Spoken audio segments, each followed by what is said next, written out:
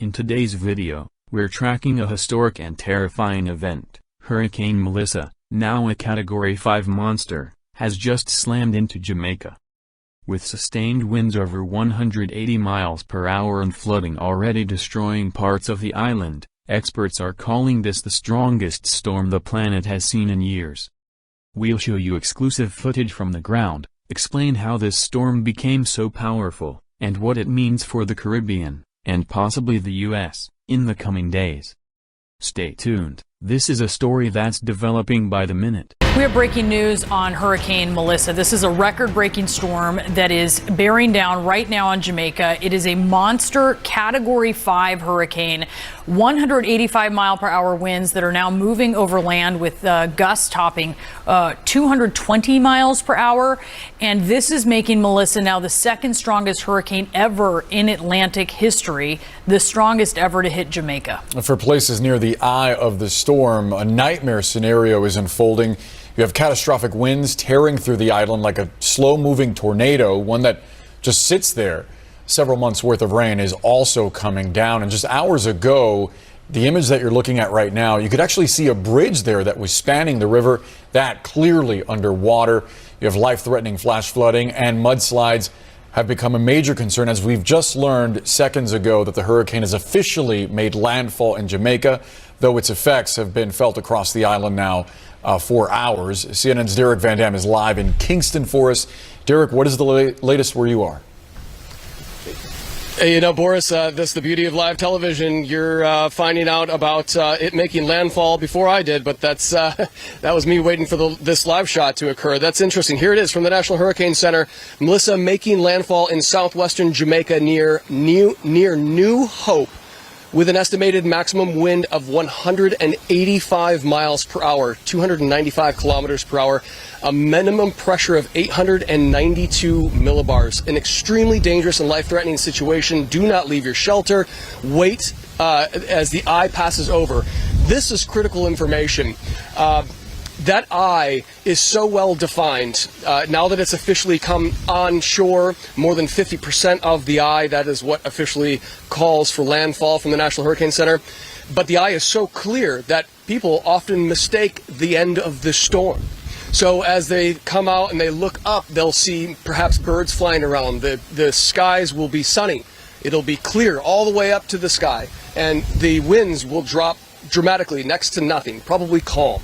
And a lot of times people will go outside, venture out, check their property if they're not fully aware of the situation, because the backside of the eye will come through in just a few minutes' time. So what's so destructive about this is that the winds on the northern side of that eye wall that are penetrating the southern coastline of Jamaica right now, they're going to be from the opposite direction once the other side of the eye wall comes through. That's the counterclockwise rotation around a hurricane. So that will catch people off guard. If there's debris already laying on the grounds, it's going to be thrown in an opposite direction, so it will catch people who are unaware off guard, no doubt. So we're in Kingston, the capital, and I just want to scene set. It's windy here, but we're 100 miles east of where the center of Melissa is taking shape.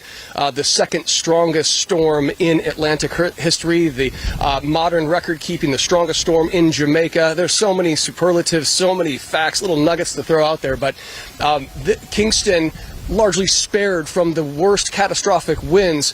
Good news, a glimpse of good news, is because this is the population density, 1 million people here, but 3 million people across the entire country. And what's happening on the western parts of this beautiful island nation is pure and utter devastation. It's going to be heartbreak to see the aftermath of this storm. But we got to focus on what people are going to be dealing with this slow-moving disaster, as it's moving more or less the same speed as a brisk walk. So every once in a while, we'll get these the rain bands that come through, a gust of very powerful tropical storm to near hurricane force winds. Right now, as I speak, I can hear some emergency personnel rushing behind me. We'll wait to see where that's coming from. Not sure where they're going, but it's good to see fire trucks, fire engines operating again, because we're in Kingston and because we're away from the center, maybe they're going to go see to something that's happening up the road here. But what's possible over western parts of the country, roads will likely be inaccessible because of this catastrophic wind, because of the mudslides and landslides that we know are occurring or are about to occur with this. This is a farming and agricultural part of western Jamaica that is being hammered right now with the strongest, most catastrophic winds. That is going to have economic impacts, not to mention Montego Bay is on the north side of the island, and it looks like that could see a direct eye wall hit from this as it traverses and crosses over the island. Think about the tourism that is so synonymous with the coastal areas of Jamaica, especially that region. This will be devastating for those areas and very difficult to recover from.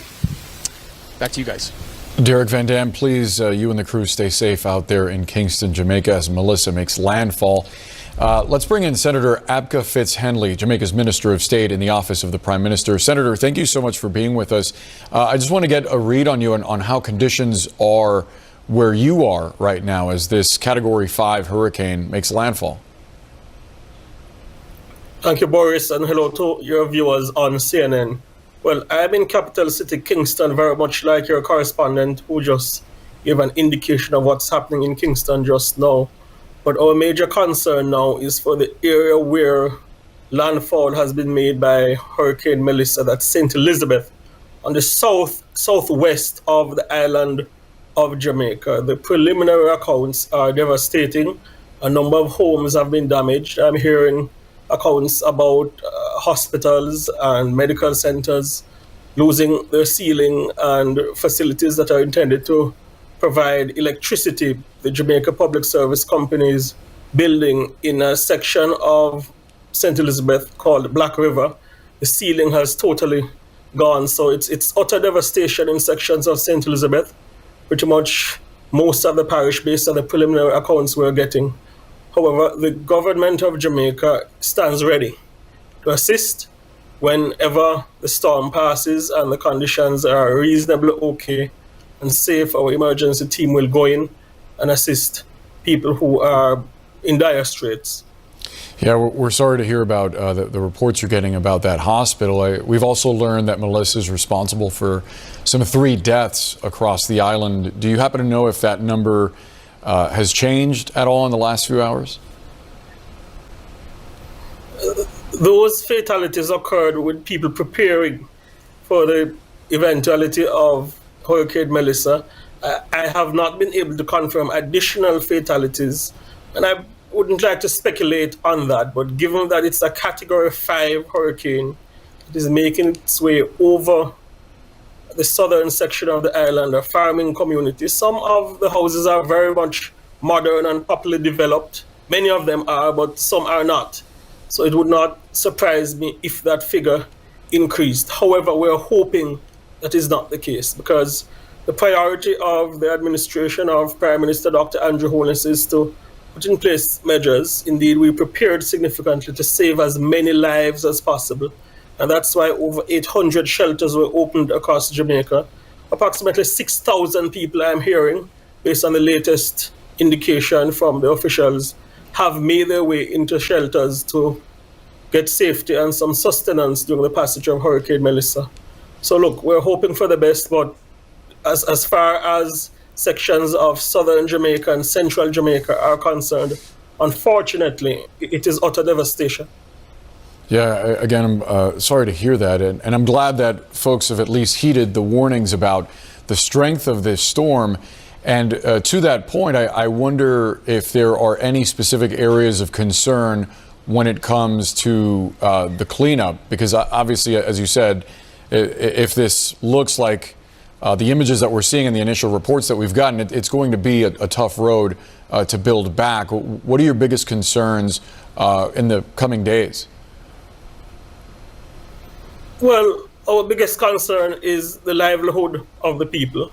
A lot of livelihoods have been destroyed because St. Elizabeth and its environment, its environs are significantly farming communities, and a lot of livestock would have naturally been destroyed due to the advent of or the occurrence of Hurricane Melissa. Also, 35% of Jamaica is out of electricity, and southern Jamaica and sections of western Jamaica account for a vast majority of that percentage I just alluded to. So restoring power to various communities which have been disenfranchised or not facilitated because of the storm by electricity will be a major challenge, given that in Jamaica we don't have much underground power systems. You mainly have poles and overhead power lines. So that will be a major challenge, as it was with Hurricane Beryl last year, but it might well pose a more significant challenge, and it could possibly be a longer wait for people on that end of the island because of the intensity of Hurricane Melissa, Category 5, the most powerful hurricane to have hit Jamaica ever in our history. But we're hoping for the best. And indeed, we have put in place measures to ensure that the water systems are sustained for as long as possible. Generators have been located at various sections of the island to ensure that even if there's no electricity, people have access to running water, which is important, as you'd imagine, Boris, in a natural disaster. Yeah, no doubt about that. And we are hoping for the best for you and the people of Jamaica. Please keep in contact with us. Senator Abka Fitz-Henley, thank you so much. Thank you. And just allow me to say to the people of Jamaica that the administration of Prime Minister Dr. Andrew Holness recognizes that you are going through a difficult time. We stand ready to assist. Stay calm as best as possible. It might be challenging, but help will be on the way as soon as it is reasonably safe for our evacuation and first responders to go in. Thank you so much.